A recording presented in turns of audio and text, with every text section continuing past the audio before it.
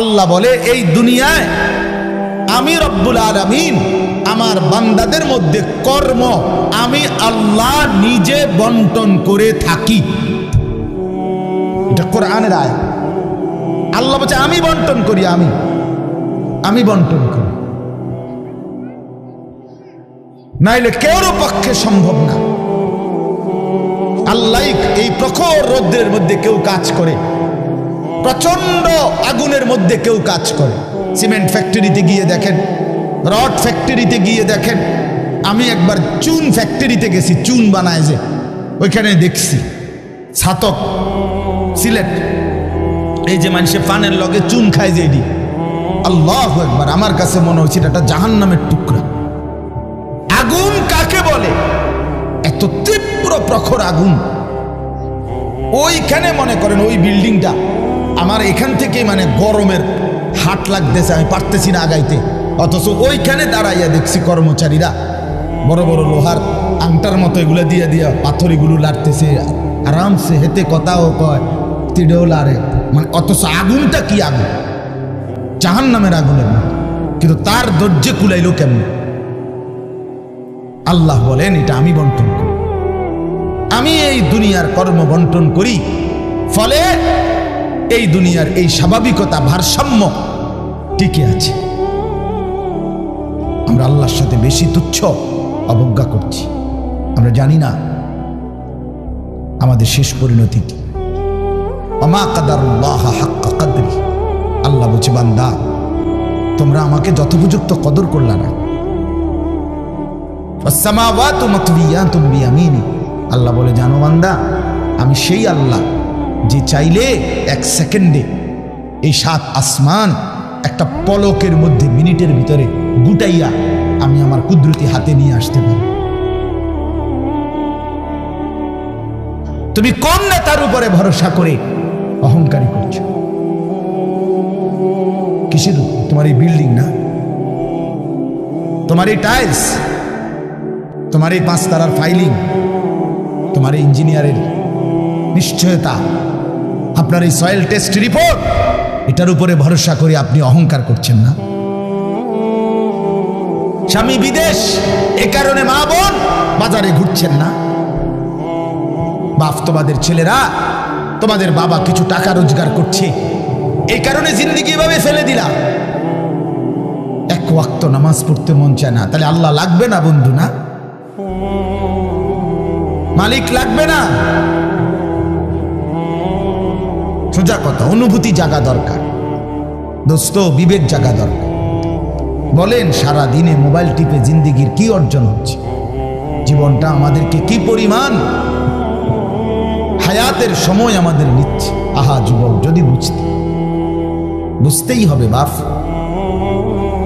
অচিরেই বুঝবেন, অচিরেই বুঝবেন।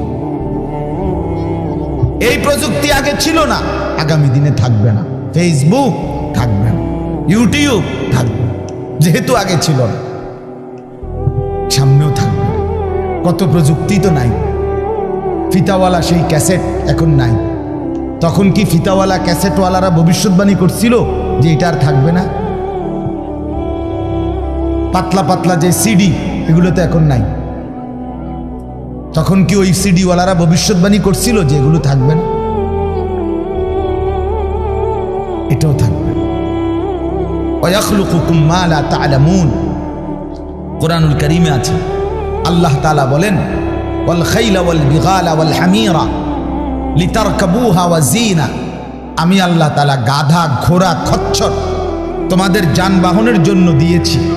মজার কথা হলো এরপরে আল্লাহ বলছে এরপরে আমি অচিরেই সামনে আরো অনেক কিছু বানাবো, সৃষ্টি করতে থাকবো যা তোমরা জানো না।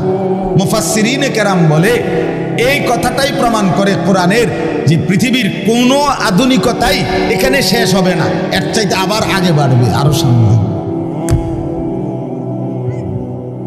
বুঝেন নাই কথাটা? আধুনিকতা এখানে শেষ, এখানে শেষ। বরঞ্চ ইসরাফিলের ফু পর্যন্ত উৎকর্ষ আধুনিকতা বাড়বে, আরো আসবে, আরো আসবে, আরো আসবে। আর কি হইতে পারে আপনি দেখবেন। আমার তো মনে আছে প্রথম যেদিন আমারে প্রথম 2-4 বার শুনাইছিল যে মোবাইলের মধ্যে ছবি দেখা যায় বিদেশ থেকে কথা কইলে, যিনি কথা কইতেছে, আমি হাসি দিয়ে উড়ে দূর বেটা বেউকুফ বেটা, কি কস না কস। কিন্তু পরে দেখলাম এটা একটা ডাইলবার। এখন তো এটা কোলের বাচ্চাও বোঝে তার আব্বুর ছবি দেখা যাইতেছে বিদেশ থেকে, ঠিক কি না বলেন? এটা কি কেউ ভাবছিল তখন? আল্লাহ তাআলা বলেন তাদের জন্য সৃষ্টি করব, ও চিরেই করতে থাকবো। মোজারের সিগা, যেটা ইস্তেমরার বুঝায়, ধারাবাহিকতা বুঝায়। মা লা তা'লামুন, যা তোমরা জানো না আমি তৈরি করব। ওয়াল্লাহু ইয়ালামু আনতুম লা তা'লামুন, আল্লাহ বলে আমি জানি তোমরা জানো না। তোমরা জানো মানুষের কোনো আবিষ্কার, এটা মানুষের সত্তাগত আবিষ্কার নয়, বরং আল্লাহর ফয়সালা। এই জন্য আল্লাহ তাআলা যাকে দিয়ে যা করাবেন দুনিয়ায় তা আল্লাহই করাচ্ছেন। কসম খোদার, এটাই সত্য। এই বন্ধু বিশ্বাস করো, এটাই সত্য। এজন্য যে ট্রাক বানাইতে পারছে সে মোবাইল বানাইতে পারবে না। বলে তুমি এত বড় ট্রাকের মতো একটা এত বড় যন্ত্র মেশিন বানাইছো, একটা গাড়ি বানাইতে পারলে তো এই ছোট্ট মোবাইলটা তুমি বানাইতে পারতা না? সে পারবে না। আল্লাহ তাআলার কুদরত এটা। কোরআনে আল্লাহ বলছেন নাহনু কাসামনা বাইনাহুম মাঈশাতাহুম ফিল হায়াতিদ দুনিয়া